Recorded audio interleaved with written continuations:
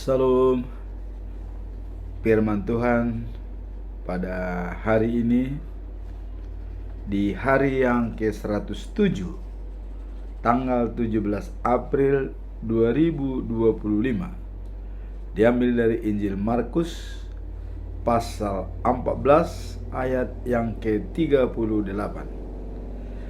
Yesus berdoa di Getsemane. Sebagai nats adalah sebagai berikut: berjaga-jagalah dan berdoalah supaya kamu jangan sampai jatuh ke dalam pencobaan. Roh memang penurut, tetapi daging lemah. Dalam bahasa Indonesia sehari-hari dikatakan demikian. Lalu Yesus berkata pada mereka, berjaga-jagalah dan berdoalah supaya kalian tidak mengalami cobaan. Memang rohmu mau melakukan yang benar, tetapi kalian tidak sanggup, karena tabiat manusia itu lemah. Dalam bahasa Batak Toba Siganupari didok songonon. Dungi diduk Yesus matu nasida, dungo mahamu jala martangiang, asa unang madabu hamu tu pangunjunan, olo domian tondi alai galedo dagingi. Demikianlah firman Tuhan pada hari ini. Kita masuk dalam pedoman kita selama bulan April, selalu kita sampaikan dengan topik menghayati pengampunan dosa dan kebangkitan Yesus melalui pengakuan, kesaksian, dan kekuasaan Tuhan. Dengan dijabarkan dalam Roma pasal 6 ayat 4. Dengan demikian kita telah dikuburkan bersama-sama dengan Dia oleh baptisan dalam kematian, supaya sama seperti Kristus telah dibangkitkan dari antara orang mati oleh kemuliaan Bapa. Demikian juga kita akan hidup dalam hidup baru. Apa yang mau kita ambil di sini? Terjadi transformasi spiritual rohani kita. Dari hal-hal yang tadinya dikuasai oleh dosa menjadi hidup baru dengan baptisan kudus. Dibaptis dalam nama Allah Bapa sebagai sumber daripada kehidupan. Dibaptis dalam nama anaknya Tuhan Yesus sebagai juru selamat dunia yang mendamaikan manusia dengan Allah. Dibaptis di dalam Roh Kudus, karena itulah penolong kita, membantu kita, membimbing kita, dan menghibur kita selama dalam penantian life after life, the new of Jerusalem. Dengan bangkit ke surga Yesus, Dia memberikan Roh Kudus sebagai penolong, pembimbing, dan penghibur kita selama kita berada di dunia ini, sambil menunggu kedatangan Yesus yang kedua kalinya untuk menjemput orang-orang yang percaya kepadanya untuk diberikan menjadi hidup kekal dan abadi, di mana di Yerusalem yang baru. Sekarang kita masuk dalam perikop hari ini, yaitu diambil dari Injil Markus pasal 14 ayat 38. Apa makna daripada perikop ini? Bahwa Yesus berdoa di Getsemane, di taman Getsemane. Apa makna perikop ini? Makna perikop ini adalah Yesus mengingatkan murid-muridnya berjaga-jaga dan berdoa, waspada dan tetap berdoa agar tidak jatuh dalam pencobaan. Jadi untuk menghindari pencobaan atau gangguan yang dari iblis atau dari yang manapun, kita harus tetap berjaga-jaga dan berdoa. Nah, kemudian apa pesan moral? Kalau maknanya tadi adalah kita berjaga-jaga dan berdoa supaya tidak masuk dalam pencobaan. Sekarang apa pesan moral dari perikop ini? Ya. Selalu bersikap waspada dan menggantungkan diri pada Tuhan dalam menghadapi tujuan hidup kita. Jadi berjaga-jaga dan berdoalah supaya tidak masuk pencobaan. Pesan moralnya adalah menggantungkan diri ya pada Tuhan dalam menghadapi tujuan hidup. Jadi Allah sebagai sumber kekuatan kita dan kita mengandalkan Dia ya dalam hidup kita agar ya kita tahan dalam ujian hidup yang datang. Jadi kalau kita sudah menggantungkan diri dengan Tuhan atau terhubung dengan Tuhan, maka apapun yang kita kerjakan itu bisa mendatangkan kebaikan dan sesuai dengan rencana Allah. Kita sudah melihat makna dan juga pesan moral. Sekarang pelajaran apa yang mau kita ambil dari perikop ini? Pelajaran apa yang mau kita lihat? Mari kita lihat di sini ya. Pelajaran yang bisa kita ambil dari perikop ini adalah kekuatan manusia terbatas. Itu dulu. Kita menganggap bahwa kekuatan manusia itu terbatas, tidak selama-lamanya dan tidak sepanjang masa. Ada waktunya, ya. Ada waktunya. Maka dikatakan kekuatan manusia itu terbatas. Ya. Nah, kemudian berdoa dan memohon bimbingan Tuhan menjadi kunci untuk ya melewati masa-masa sulit. Jadi karena kita terbatas, kemampuan kita terbatas, maka tugas kita adalah ya berdoa ya, dan memohon bimbingan Tuhan. Itulah kunci untuk mengatasi masa-masa sulit. Jadi apabila kita sudah berdoa, memohon kepada Tuhan bimbingan, maka Tuhan akan menjawab dengan baik di dalam doa kita. Itulah pembelajaran yang bisa kita lihat. Jadi pembelajaran karena kekuatan manusia terbatas, maka kita diwajibkan ya untuk berdoa dan memohon bimbingan kepada Tuhan. Artinya mengandalkan Tuhan dalam setiap langkah kita. Itu artinya karena kekuatan kita terbatas, tidak bisa selamanya kita happy, tidak bagus ya. Tidak selamanya.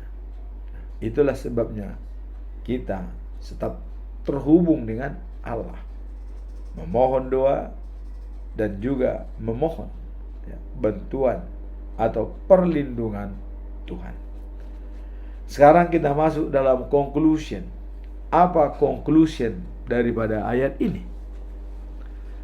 Saya tetap mengajukan 3 pertanyaan besar untuk bisa kita jawab sebagai pengambilan keputusan dalam perikop ini. Pertanyaan pertama, sejauh mana kesadaran akan kelemahan manusiawi mempengaruhi cara hidup seseorang dalam iman. Jadi bagaimana kesadaran dan kelemahan manusia yang bisa mempengaruhi cara hidup seseorang dalam iman? Mari kita lihat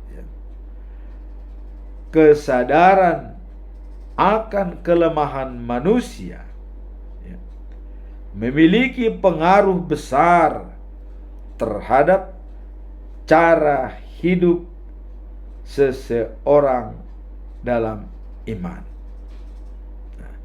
Jadi di sini dikatakan kesadaran akan kelemahan manusia memiliki pengaruh besar terhadap cara hidup seseorang.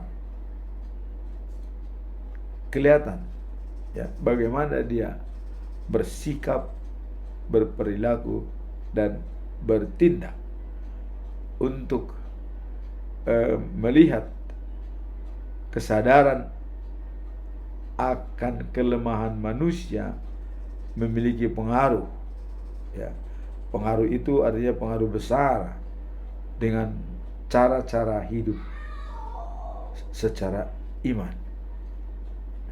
Di dalam 2 Korintus pasal 12 ayat 9 dikatakan kekuatanku menjadi sempurna dalam kelemahan. Ini adalah disampaikan oleh Rasul Paulus. Kekuatannya dikatakan adalah menjadi sempurna. Jadi kekuatan dia menjadi sempurna dalam kelemahan. Apa maksud perikop ini? Hal ini mengingatkan bahwa dalam kelemahan kita justru menemukan kekuatan Allah. Jadi apabila kita lemah, kekuatan Allah akan muncul, menolong dan membimbing kita. Jadi tidak ada lagi keraguan bagi kita tentang hal itu. Apabila kita menemui kelemahan yang paling dahsyat, segera melapor kepada Tuhan Allah. Kita akan dikuatkan. Nah, kemudian kesadaran akan dalam kita menghidupkan kita untuk lebih mendekat pada Tuhan. Artinya bagaimana jadi adanya keterbatasan kita, maka kita sadar akan ketekunan dalam memungkinkan kita untuk lebih mendekat pada Tuhan. Jadi karena kita sadar bahwa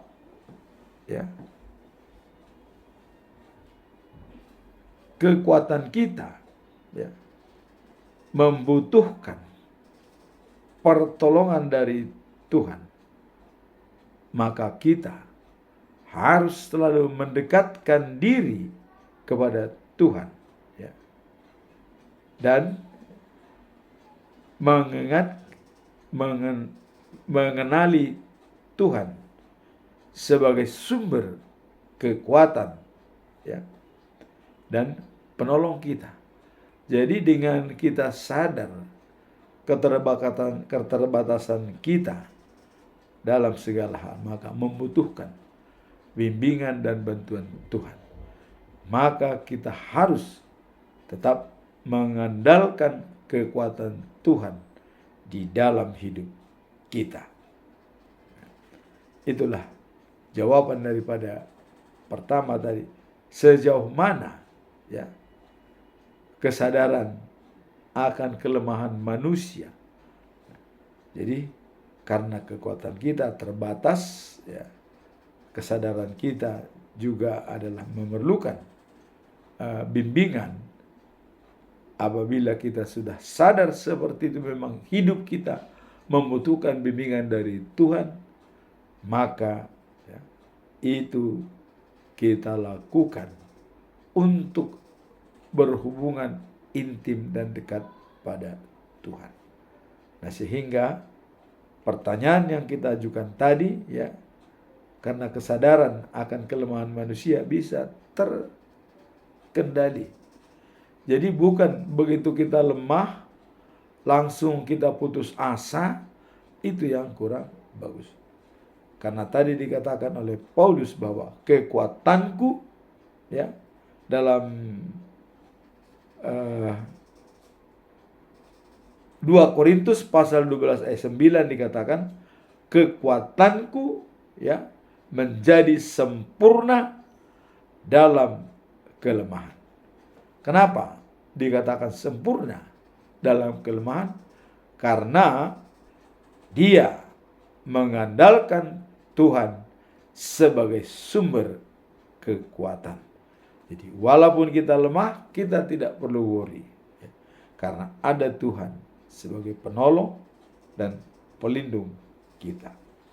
Pertanyaan nomor 2, yaitu bagaimana, ya, doa dapat menjadi sumber kekuatan di tengah tekanan pekerjaan dan kehidupan sehari-hari.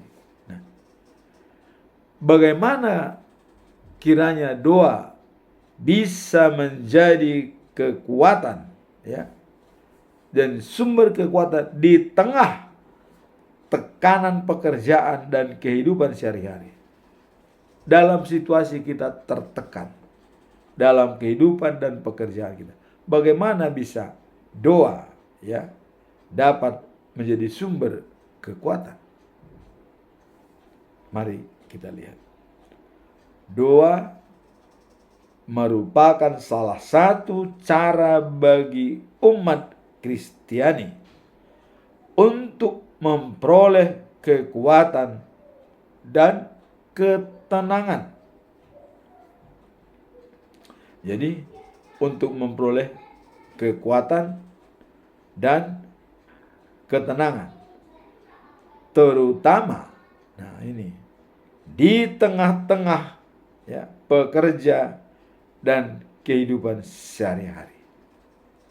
Jadi doa merupakan salah satu cara bagi umat Kristiani untuk memperoleh kekuatan dan ketenangan jiwa. Nah, terutama di tengah sekarang ini, ya, bahwa pekerja dan juga dalam kehidupan sehari-hari. Apa kekuatan doa? Di dalam Filipi pasal 4 ayat 6 sampai dengan 7 dikatakan begini. Janganlah hendaknya kamu khawatir tentang apapun juga. Ingatlah, ya, dalam segala hal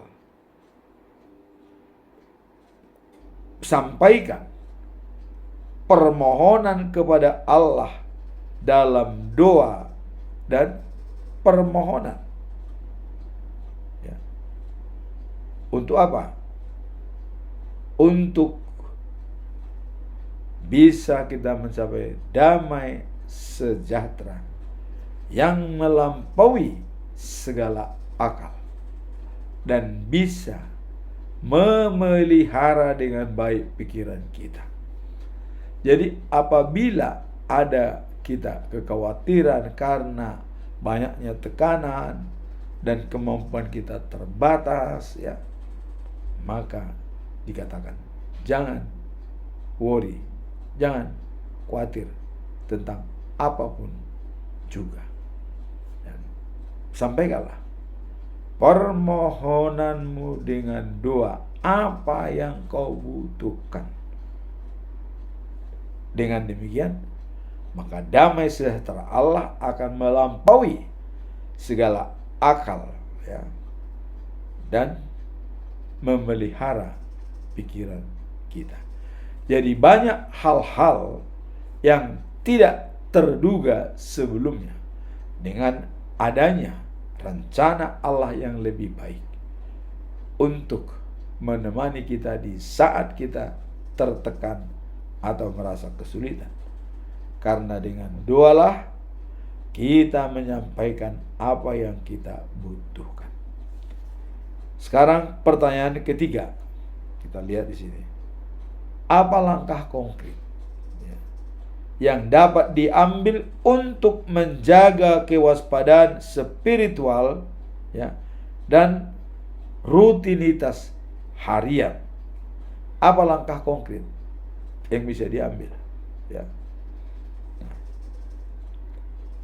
Menjaga kewaspadaan spiritual, ya, dalam rutinitas harian.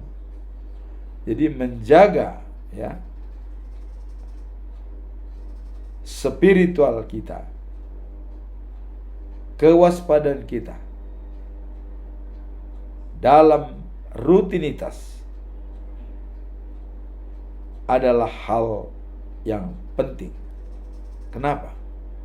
Karena bagi setiap orang percaya, hubungan dekat dengan Allah adalah sangatlah menentukan hidup kita seperti hidup bersama dengan Kristus. Jadi kalau dulu dicontohkan, ya, itu seperti Henokh, ya, berjalan bersama Henokh. Kalau kita lihat dalam Kejadian, ya, pasal 5 ayat 24 dikatakan demikian. Henokh berjalan dengan Allah, lalu ia tidak ada lagi, sebab Allah telah mengangkatnya. Jadi begitu enak berjalan bersama-sama dengan Tuhan, ya, beriringan. Kebahagiaan pasti diberikan, yang terbaik pasti diberikan. Dalam Kejadian pasal 5 ayat 24, Henokh berjalan dengan Allah, lalu ia tidak ada lagi, sebab Allah telah mengangkat dia.